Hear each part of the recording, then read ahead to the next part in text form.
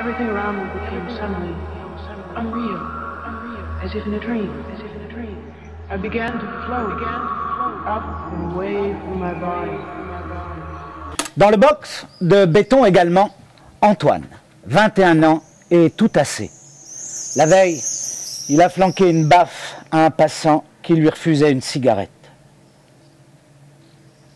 Je regrette. J'ai agi comme ça. J'ai pas réfléchi. Voilà un comportement violent, sauvage, tempête le procureur. Et il y a urgente nécessité à protéger le citoyen. Je demande 1 an ferme contre ce récidiviste déjà condamné 2 fois pour outrage et pour vol. L'avocat est triste. Je le connais bien. Et j'ai un sentiment de désolation en assistant au désastre de son autodestruction. Son frère fait de hautes et brillantes études, mais sa mère est en dépression à cause de ses bêtises. Et lui qui a une peur terrible d'aller en prison. Oh certes, il ne mérite pas une médaille, mais 1 an de prison ne servira à rien. Trouvez une autre solution.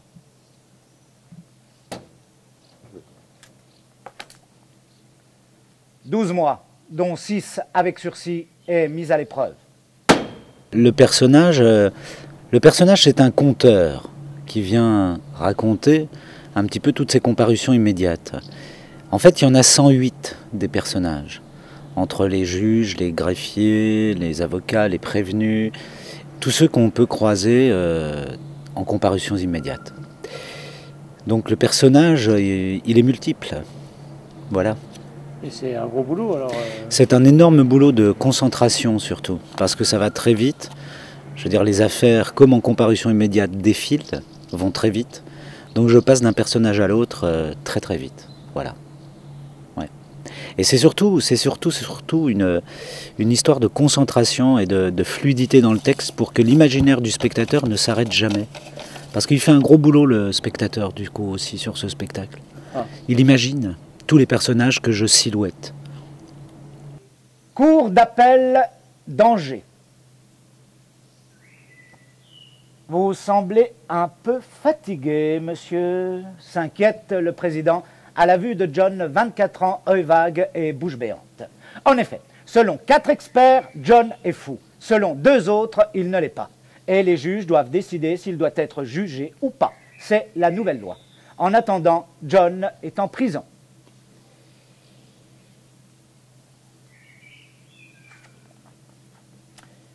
Il y a 20 mois, il a collé un coup de couteau à son amant et a tenté de l'étrangler.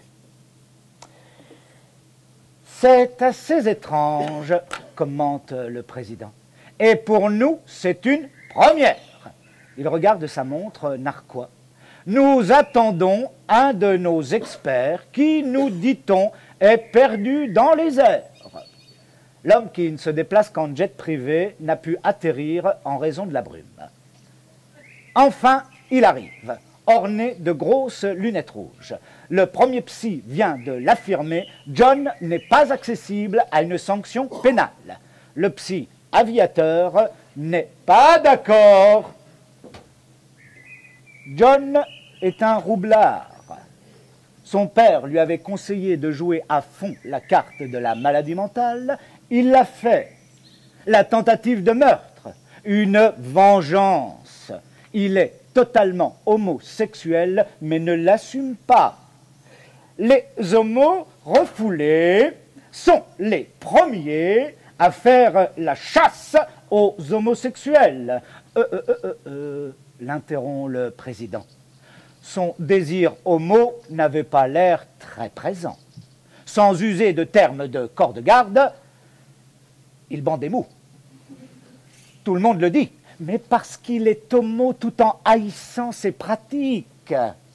Les flics qui encadrent John dorment. Et lui aussi. Quelque chose à dire? Monsieur, le réveille le président. Non. Et voici le 3e psy, un psy célèbre qui nargue le psy aviateur.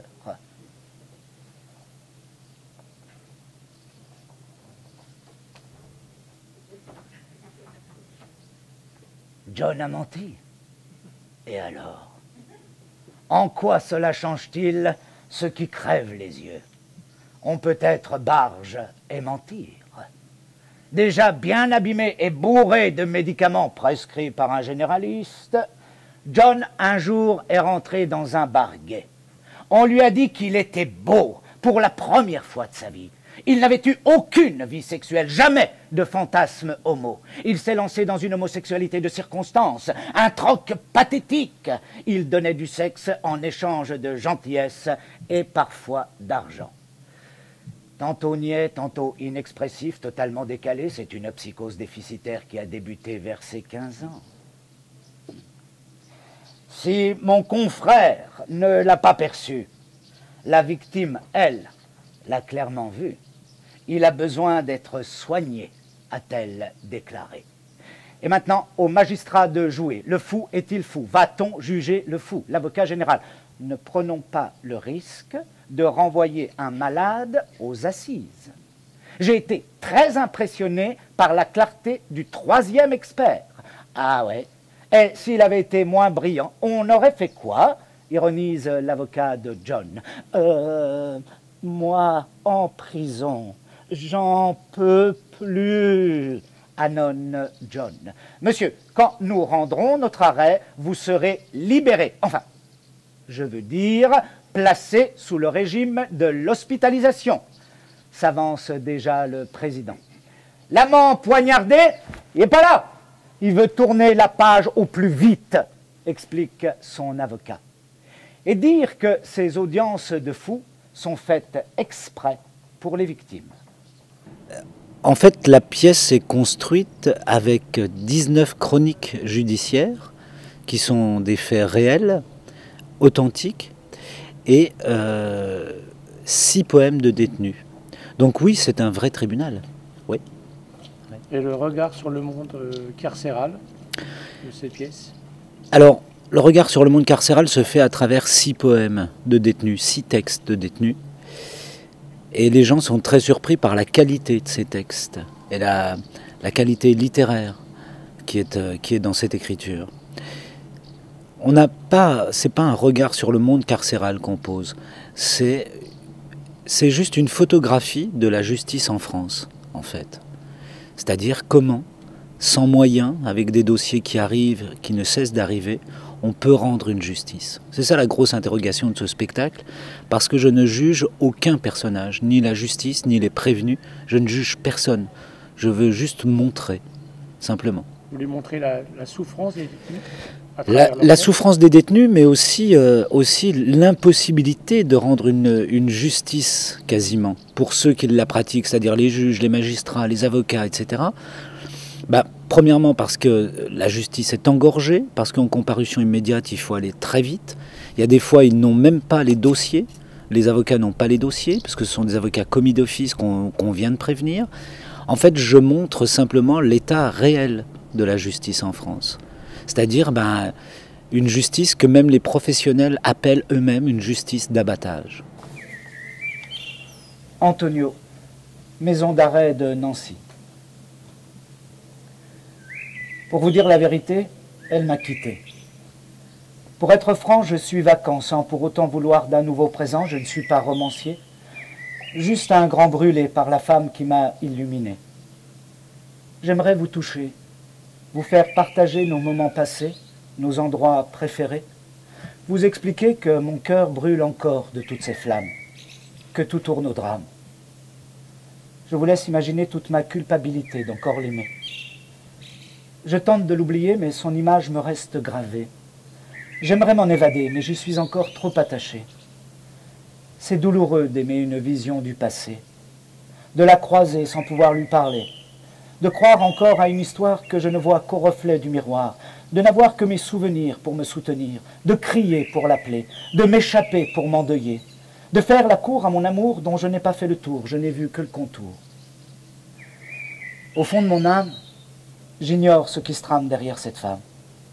Je garde le calme, je suis sourd, vacarme. Je verse une poignée de larmes. Oh, j'aimerais vivre comme un poisson, 3 secondes de mémoire tampon dans un lagon tourné en rond, avoir un autre angle de vision, faire des bulles. Pour ne plus sentir la canicule, celle qui me brûle, revenir en arrière, la terre la jeter en l'air, me fondre dans la poussière. Ma vraie nature n'a plus de futur, ma force n'a plus d'écorce, je n'ai plus envie. Celle qui me trahit, j'en suis envahi. À chaque instant, je me demande si elle comprend que je l'attends. Je suis prêt à tirer un trait, lui pardonner cet imparfait qui est mon cadet. Aussi profond qu'un couteau, je l'ai dans la peau. Aussi lourd qu'un fardeau, je porte son flambeau. Je le hisse bien haut pour qu'elle entende l'écho qui lui murmure « Reviens ». C'est une pièce militante? Militante, oui et non. C'est-à-dire que moi, je ne m'insurge pas. Je ne dis pas « regardez, c'est dégueulasse », etc. Non, je ne dis pas ça. Constaté. C'est juste un constat. Moi, je suis un trait d'union entre ce qui se passe et puis les spectateurs, quoi. Parce que personne ne va en comparution immédiate pour aller voir comme ça, ou à part peut-être quelques curieux. Mais c'est pas un lieu où on va comme ça en se disant « tiens, si on allait en comparution ce matin, chérie ». Donc on ressort de la pièce... Avec beaucoup d'interrogations. Anéanti, on est... Non, pas anéanti. Enfin, si, des fois un petit peu anéanti. Si, c'est vrai. Un petit peu anéanti parce qu'on se dit quelle est la solution ? Ou Voilà. qu'est-ce qu'on pourrait faire ? Et là... Je crois qu'il y a beaucoup de ministres de la Justice qui se sont cassés les dents sur le dossier. Et je pense que ce serait une réforme très profonde qu'il faudrait faire. Enfin, ce serait quelque chose d'énormissime qui demanderait des moyens gigantesques. Chose que les Suédois, les Norvégiens, les pays nordiques ont commencé à faire. Et ça se passe d'ailleurs très très bien là-bas. C'est-à-dire qu'ils sont contre la politique de l'enfermement. Ils sont sur la réinsertion tout le temps. Ils en sont même à vendre des prisons, puisqu'il n'y a plus personne dedans. Ils en ont vendu 5 l'année dernière, ils en vendent 5 cette année, parce qu'il n'y a plus personne dedans. Mis à part les crimes de sang et les viols et les choses plus terribles. Alors qu'en France, il y a quand même quasiment 70 000 détenus pour 55 000 places. Donc c'est une surcharge absolument terrible. Tribunal de Paris. Et voici Joy, 19 ans, une grosse fille aux pieds en dedans. Lors du bac 2012, elle a flanqué un coup de poing à Elena en criant « Toi, t'es juive !» Elena s'est effondrée, le nez en sang. Au lycée juif Yabné, centre d'examen, les responsables bien gentils ont prévenu Joy. Si vous ne revenez pas, vous serez recalé. Et si vous n'êtes pas contente, plaignez-vous au rectorat. Joy est revenue, flanquée d'un surveillant chargé par le rectorat de veiller au grain. Elle a raté son bac, Elena a déposé plainte et Joy s'est indignée auprès des policiers. On ne m'avait pas prévenu que je passais mon bac dans un lycée juif. Les garçons portent des petits chapeaux juifs. J'étais entouré de juifs. J'ai paniqué. Mais êtes-vous antisémite ? Ont demandé les policiers. Oui, a répondu Joy. La présidente lève les yeux au ciel.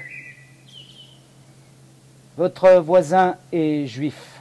Vous avez des problèmes avec lui? Non, il m'est égal. Mais les juifs sont violents. La voix est mourante, la pensée se résume à « j'aime pas les juifs ». L'accueil des politiques, ils sont venus la voir. J'ai toujours eu un très bon accueil. Et que ce soit des politiques, que ce soit des magistrats, beaucoup de magistrats sont venus voir, des greffiers, des procureurs, même des ex-détenus, y compris les avocats, les commis d'office, enfin tout le monde est venu voir cette pièce. Personne ne m'a dit c'est faux ce que vous racontez. Au contraire, on m'a dit c'est exactement ça. C'est exactement ça. Et merci de le faire, parce que ça peut-être, ça peut un tout petit peu faire réfléchir. Faire réfléchir, c'est déjà pas si mal. Silhouette fragile, apparence décharnée. Savez-vous au moins qui je suis? Vous qui il y a 2 ans m'avez enfermé, je ne crois pas que vous ayez compris. Moi-même ne saisis pas tous mes actes. La vie, c'est vrai, m'a beaucoup malmené avec le démon. J'ai dû faire un pacte et dans mon cerveau, il a élucidé. Gavé de cachets, bourré de pilules, si je le voulais, je ne pourrais lutter. Et jour après jour, ici, je déambule. Mon supplice pourra-t-il s'arrêter? Je ne suis plus ici pour mon châtiment. Comprenez enfin pourquoi je suis triste. Est-ce que pour vous, ça n'est pas évident? Je vous le dis, je ne suis qu'un autiste.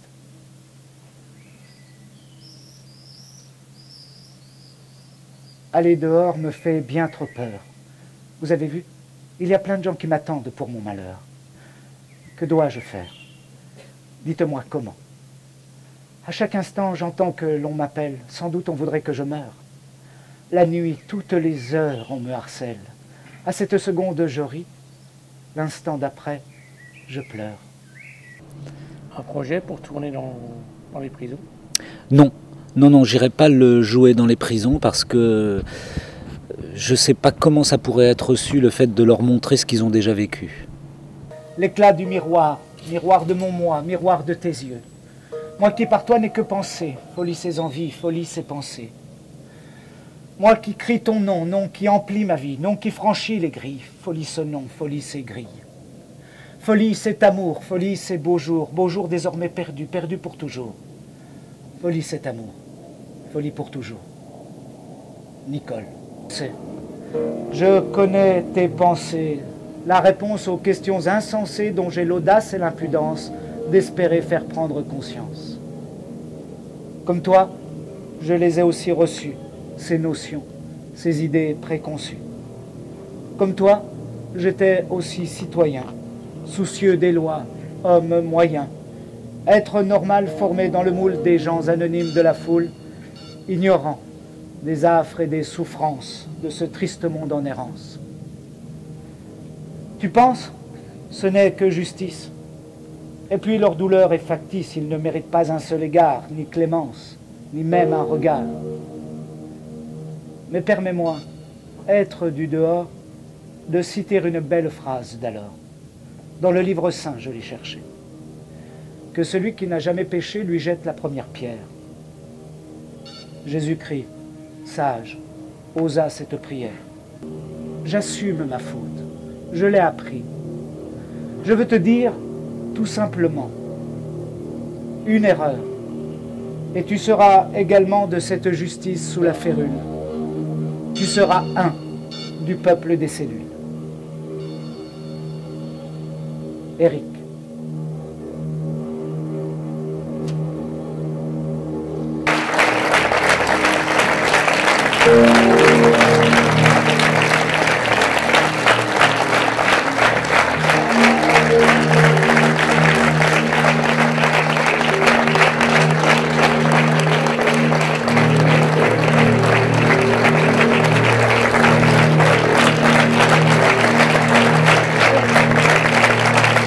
Thank you.